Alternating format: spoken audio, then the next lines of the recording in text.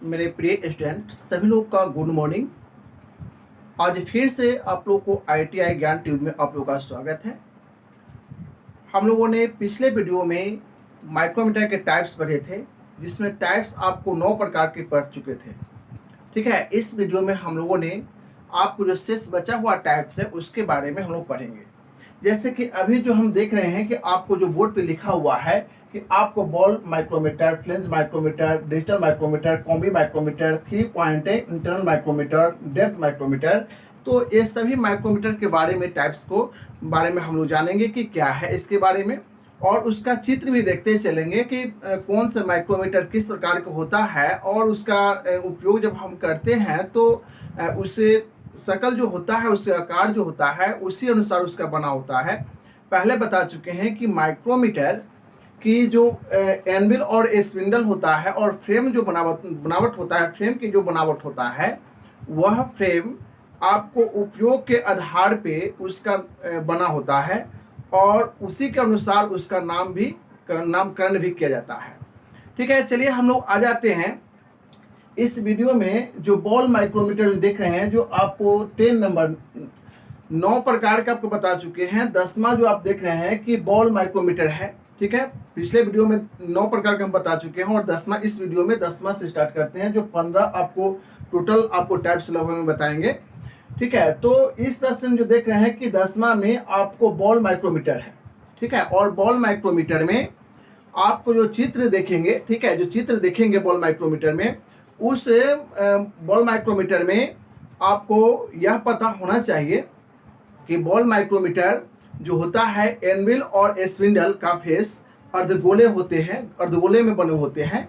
Anvil और spindle का face कैसा बने होते हैं? अर्धगोले में होते हैं। और इसका उपयोग जो है जब की गोलाई को मापने के लिए किया जाता है। ठीक है, जो इसका आपको एनविल और स्पिंडल के जो फेस होते हैं वह अर्धगोलाई में बने होते हैं, जिसकी वजह से इसका उपयोग गोल जब को चेक करने के लिए इसका उपयोग किया जाता है। इसका आपको रीडिंग साधारण माइक्रोमीटर के ही तरह किया जाता है। ठीक है, इसका जो रीडिंग किया जाता है साधारण माइक्रोमीटर के ही तरह किया जाता है। तो इस तरह से हम लोग जाने कि बॉल माइक्रोमीटर का जो उपयोग जो होता है वह आपको एनविल और स्पिंडल आपको अर्धगोलाई में बने होते हैं, अर्थात बॉलनुमा टाइप के बने होते हैं। इसी कारण आपको इसका नाम रखा गया बॉल माइक्रोमीटर। और इसका जो उपयोग जो होता है उसी प्रकार से जो गोल जब जो बना होता है, तो गोल जब को चेक करने के लिए इसका प्रयोग किया जाता है और इसका रीडिंग जो होता है साधारण माइक्रोमीटर की ही तरह इसके ली जाती है। ठीक है, तो इस तरह से हम लोग यह समझ गए। इसका चित्र भी आप देखेंगे। ठीक है, नेक्स्ट हम लोग आगे बढ़ते हैं फ्लेंज माइक्रोमीटर। जो फ्लेंज माइक्रोमीटर क्या है? तो फ्लेंज माइक्रोमीटर जैसे कहते हैं उसका यह दिमाग में होना चाहिए कि फ्लेंज माइक्रोमीटर आपको डिस्क माइक्रोमीटर के पहले जो वीडियो में हम बताए हैं डिस्क माइक्रोमीटर, तो उस पर थोड़ा सा ध्यान देना चाहिए। उसी प्रकार से होता है डिस्क माइक्रोमीटर, लेकिन डिस्क माइक्रोमीटर गोलाई में बना होता है, लेकिन इस फ्लेंज जो बना होता है, जो आपको क्या होता है कि आगे से समतल होता है लेकिन पीछे से आपको टेपर होता है, जो फ्लेंज नुमा बना होता है। उस आकृति को हम क्या बोलते हैं? फ्लेंज नुमा। जो आपको एक यह जो चित्र आप देखेंगे इसका, है ना, इस चित्र को देखने के बाद आपको समझ में आएगा कि यह किस तरह से समझिए कैसे वह बना होता है। ठीक है, तो आपको उसके फेस जो होते हैं, एनविल और स्पिंडल के फेस आपको समतल, और उसके बैक के जो होता है उसके बैक में आपको टेपर बना होता है। जो वह आकृति जो लेती है, वह बनती है आकृति, उसको फ्लेंज कहते हैं और उसी के आधार पर उसका नामकरण किया जाता है, जिसे हम क्या कहते हैं? फ्लेंज माइक्रोमीटर है। ठीक है, और फ्लेंज माइक्रोमीटर में हम लोग ये भी इसका उपयोग जो किया जाता है कार्डल थिकनेस को चेक करने के लिए, कार्डल थिकनेस को मापने के लिए इसका प्रयोग किया जाता है, या जब की जो कॉलर की मोटाई होता है उसको चेक करने के लिए इसका प्रयोग किया जाता है। तो हम यह समझेंगे कि कार्डल जो थिकनेस है, वह कार्डल थिकनेस के बारे में हम लोग समझेंगे। कार्डल थिकनेस क्या है ना? कार्डल थिकनेस जो आपको फ्लेंज जो होता है, इसमें कार्डल थिकनेस आता है आपको। कार्डल थिकनेस एक आपको शब्द आया, जो यह क्या है? तो कार्डल थिकनेस में आपको जब हम यह पता होना चाहिए कि जब माइक्रोमीटर के एनविल और उसके बैरल और स्लीव, या आप उसको कह सकते हैं कि स्पिंडल और बैरल स्लीव के अंदर जो थ्रेड करता है, तो उसमें भी आपको स्क्रू थ्रेड टर्मिनोलॉजी के संरचना के बारे में बताए थे। जब पावर ट्रांसमिशन पढ़ाएंगे, जब गियर पढ़ाएंगे, तो उसमें भी आपको चर्चा करेंगे।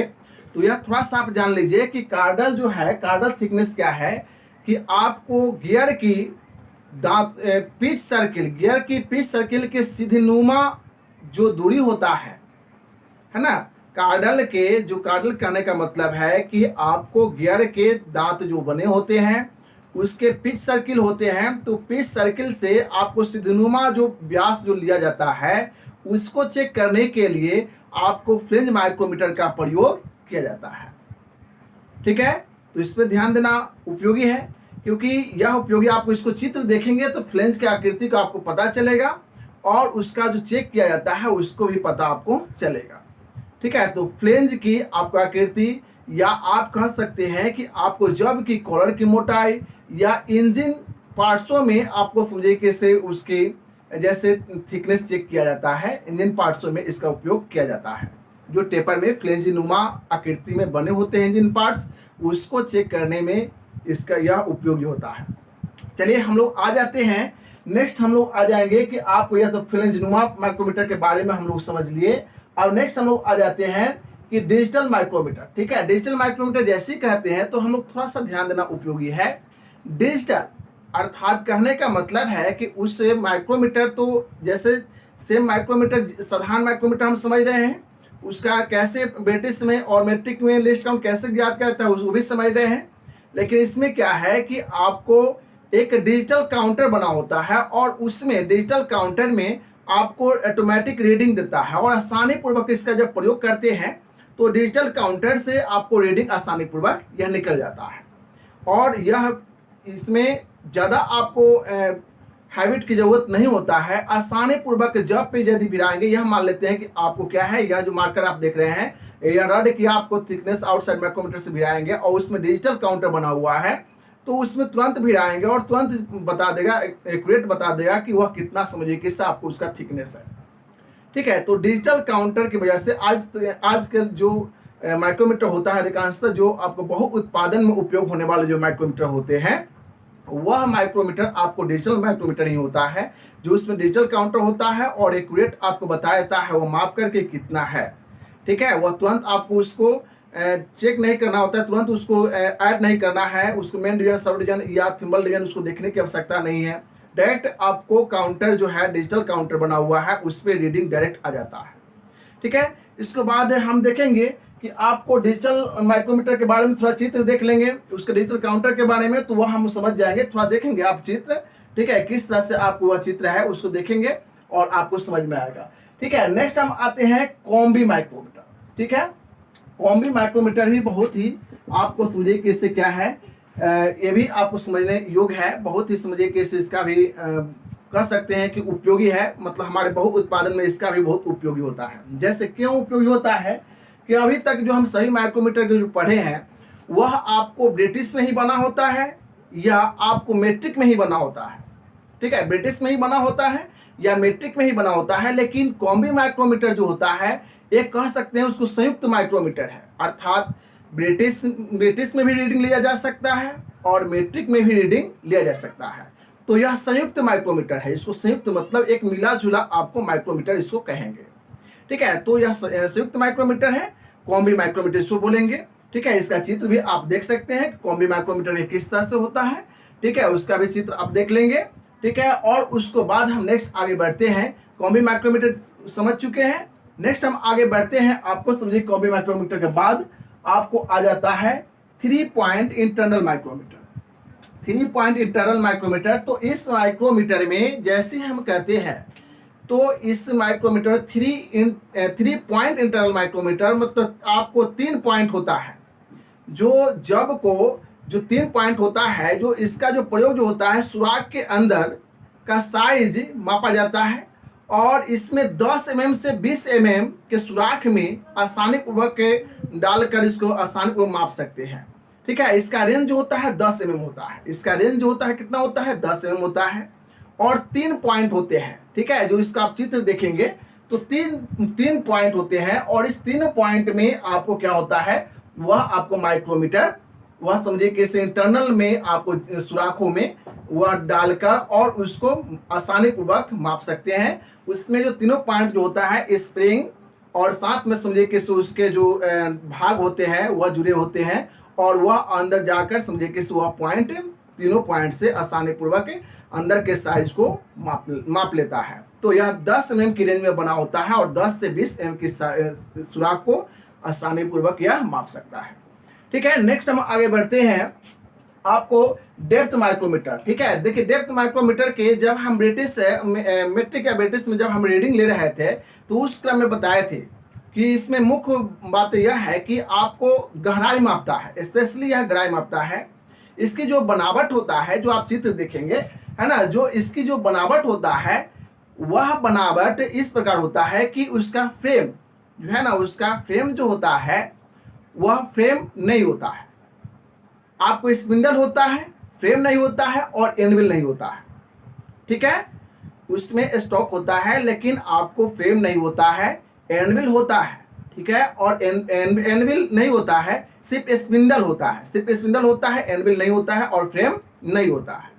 उसके बाद है इसका रीडिंग साधारण माइक्रोमीटर से विपरीत लेते हैं। जैसे कि हम लोग क्या करते थे कि थिम्बल को जब हम उसको कसते थे, थिम्बल को जब हम कसते थे तो क्या करते थे कि जितना कसते थे तो आपको वह ढकता था, बैरल स्लिप बने हुए ग्रेसन ढकता था, या उसको हम खोलते थे तो वह आपको जितना भाग खुलता था, तो बैरल और स्लिप पर जितना भाग खुलता था तो मेन डिवीजन सब डिवीजन लेते थे, और फिर थिम्बल डिवीजन को हम उसको डेटम लाइन से जो देखते थे कौन मिल रहा है तो उसको क्या करते थे, लिस्ट का सुना करके ऐड कर लेते थे। लेकिन इसमें क्या है कि वह आपको विपरीत क्या हो जाता है कि हम कितना भाग बैरल और स्लिप पे बने चिन्ह जो है वह डेटम लाइन से जो बने मेन डिवीजन सब डिवीजन वह कितना भाग ढकता है उसको लेते हैं।